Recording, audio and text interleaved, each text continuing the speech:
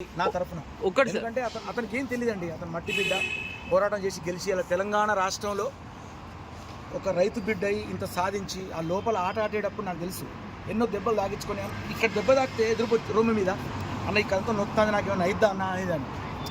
అంటే లేదు తమ్ముడు, నువ్వు జనం కోసం ఆడాలి, నీకోసం ఎదురు చూస్తాను జనం. నేను వైల్డ్ కార్డ్ మీద వెళ్ళాను, తమ్ముడు నీకు మంచి పేరుంది, నువ్వు ఆడాలి, నువ్వు గెలవాలి, నేను నీకోసం పాట పాడటానికి వచ్చినా చెప్పినా. నేను లేకున్నా పర్వాలేదు తమ్ముడు, నేను పాటతో బతుకుతా బయట, కానీ నువ్వు ఆటతోనే బతకాలి బయటకు వచ్చి అని నేను అన్నా.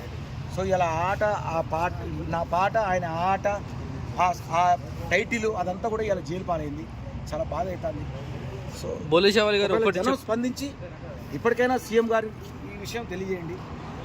అంటే అతను నాలెడ్జ్ ఈ విషయంలో లేదండి. ల్యాండ్ అండ్ ఆర్డర్ అని కూడా తెలియదు అతనికి. ల్యాండ్ అండ్ ఆర్డర్ ఇస్తే జనం కోకలు, వాళ్ళు చాలా గొప్పోళ్ళు, నేను వాళ్ళని గౌరవిస్తా. కాకపోతే మనం ఇంత మంచి టైటిల్ని తీసుకుపోయి జైల్లో పెట్టడం అనేది కొంచెం బాధాకరం. జైలు పాలవ్వడం కొంచెం బాధపడుతున్నాం. సారీ, బాయ్ అన్న. ఇంకా ఆర్టిస్టులు ఎందుకు రాలేదన్న?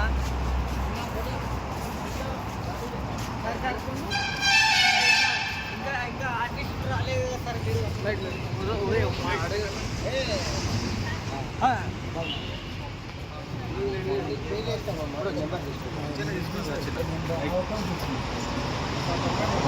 బోలేశేవాలి గారు స్ట్రాంగ్ గా ఉండండి సార్. మీరు కోల్పోకండి అన్న, ధైర్యం తెచ్చుకోండి. నేనంటే కన్నా నాకు లోపల జరిగింది నాకు తెలుసు కదా. ఆయన ఎంత కష్టపడ్డాడు జనం కోసం, జనం నన్ను నమ్ముకున్నారు అని చెప్పి. అతను ఒక్కొక్కసారి ఏమైతే కూడా తెలియదు ఆ ఆటలో, అది నాకు తెలుసు. నేను జస్ట్ పాట పాడినా నాది, బట్ ఆయన ఆట ఆడిండు.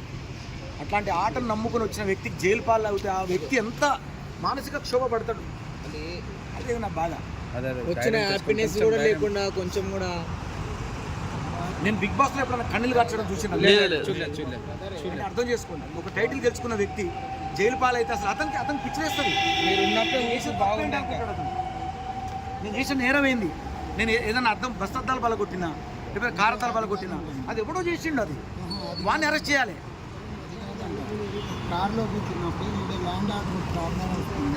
తెలీదు అసలు ల్యాండ్ ఆర్డర్ అంటే ఏందో అతనికి తెలీదు. నేను చెప్తున్నా కదా, అంత నాలెడ్జ్ లేదు అతనికి తెలియదు.